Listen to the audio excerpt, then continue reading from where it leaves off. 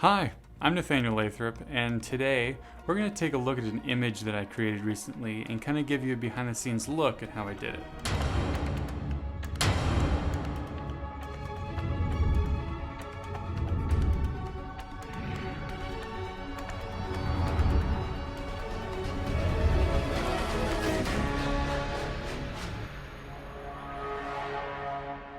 Recently, I made this image and I put it on social media. Originally, I was just going to post it, but then I realized that this would be a really cool opportunity to take you guys behind the scenes and kind of show you how I did it. Give you some techniques on how I made it look as realistic as I could, and then give you an overall picture or overall process of what goes into making an image. So let's first jump onto the computer and I'll give you a look at the first step that I took in making. So when I'm looking for stock footage, usually just pictures, Pexels is the place that I usually will go to. Normally they're gonna have what I need. They've got a huge library of stuff. What we're gonna type in is for this picture we're kind of looking for a foresty stream kind of thing. So let's so we want to type in waterfall, and that should give us quite a few. There's going to be a lot of pictures of the bigger waterfalls in here, but what we're looking for are not like the main picture, but things that we can pull from it.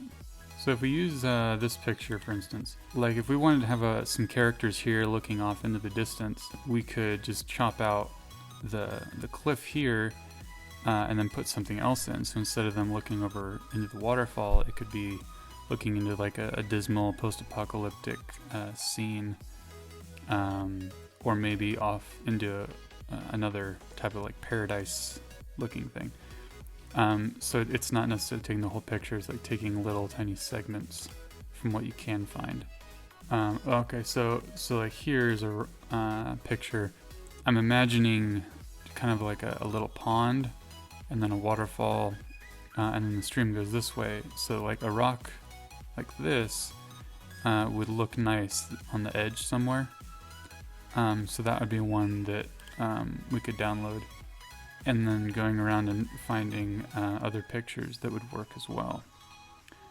So I think what I'll do is I'll continue free shopping for the rest of the pictures that I might want to use. Then we'll go behind the scenes, take a look at how we're going to take a picture of our golem figure, and then we'll pop back on the computer and I'll go through the whole compositing process. Here's our selection of pictures that we picked. So what I'm going to do is, instead of going step by step, I already have the composite done already. So I'm just going to go through and kind of show you what I did, and then we'll end up reaching the end result here. All right, so now we're outside and currently it's morning and the sun is about where it should be in order to get the lighting right on Golem, in order to match the lighting that's in that stock footage picture. So let's go over what we're gonna need to set up. So here's our table where we're going to be setting up our shot. This is my Golem model. It's very precious to me.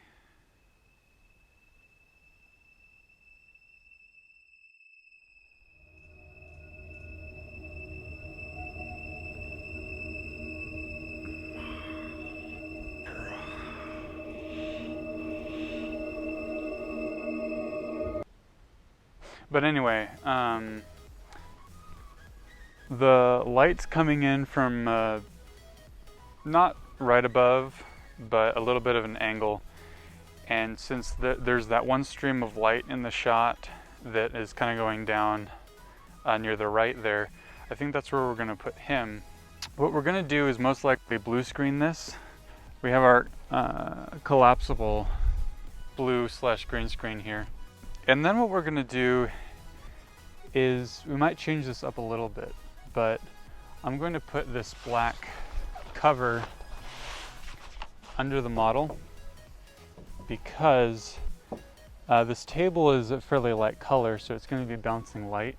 Most of the rocks that we're going to use in the shot are darker, so they're not going to be as reflective. So we want something that's not bouncing light straight back up at the model. So let's go ahead and take a closer look at the shot. Now that I have the golem set up, you can kind of get an idea for how that lighting looks. I might jump back and forth out of focus here because the lighting's changing so often. But even lighting more like that, you can see the light looks really natural on him, and it looks like it's coming right from where it would be in the picture, which you'll see pretty soon here. So I'll go ahead and take some pictures, and then we'll jump into Motion 5, the compositing software that we'll be using, and then figure out how this is all going to mesh together. So let's start with the first layer, which is our picture here. And this didn't need a ton of work, but the main thing that I needed to do was to add some add a little bit of contrast difference and then a huge color change.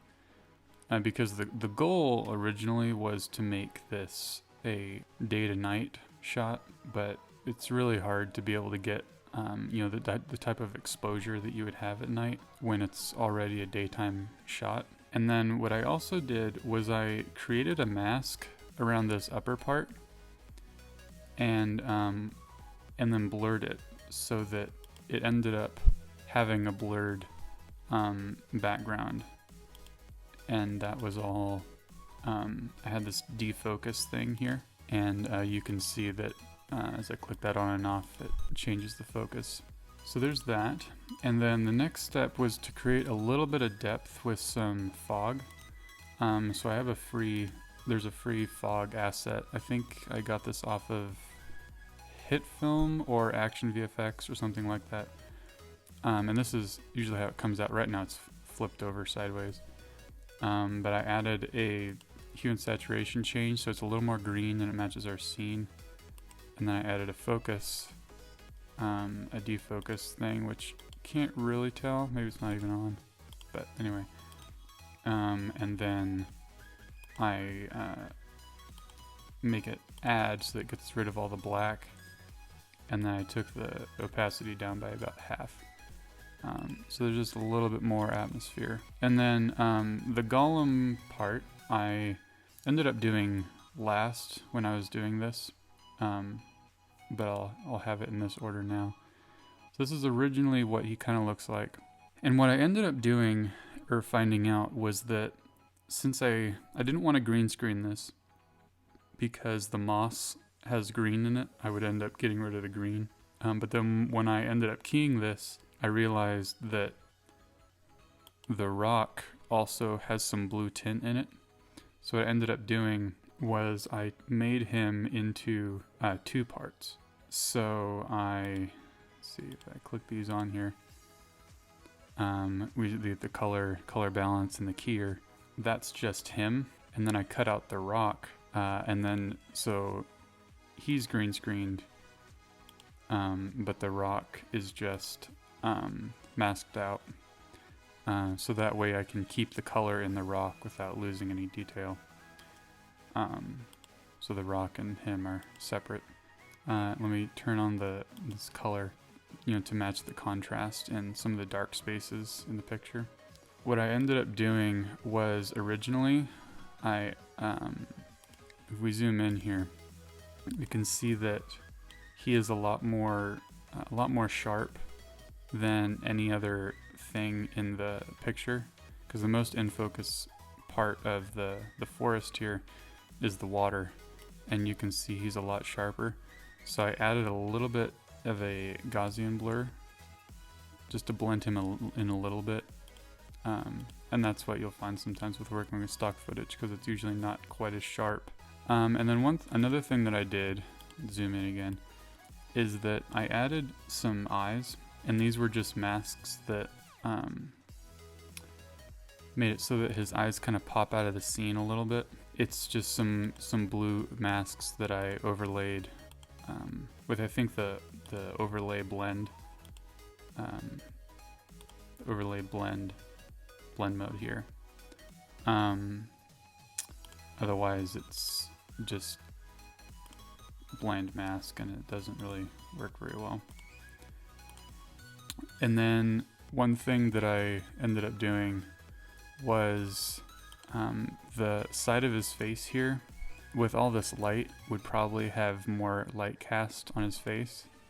So what I did, I just need to stay zoomed in, was I added a little tiny mask that created a little bit of a side light, not a side light, kind of a rim light over his face, so it feels a little more natural. And now we'll get into some of the other details here. We'll take another one of our stock footage pictures, this one here, and I'm not going to retransform it, but it's already flipped.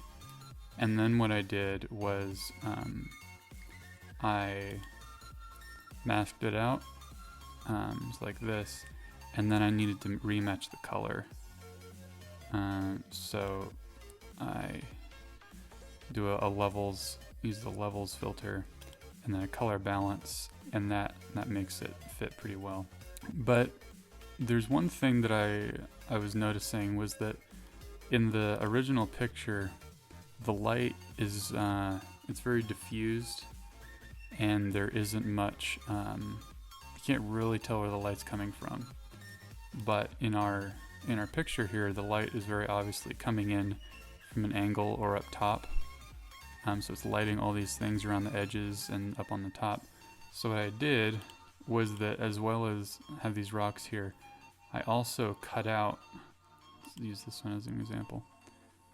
I made a copy of the top of the rock, and then made the exposure higher. So then it looks as if the light is coming from the top. And then here's another fog overlay that I used. Once again, it's kind of purple by default, but if I use the hue and saturation thing, then that makes it a lot more clean. The last rock, but this is from that other picture that we had with the waterfall. And then I cut it out, and then, like the other rocks, I had that top portion, wherever that went, and that was in order to get this top here a little more bright. So then I did the final color balance, because right now it's a little green, and then this kind of brought out more of the reds and the purples, because in real life the light wouldn't really be a hazy yellowish green.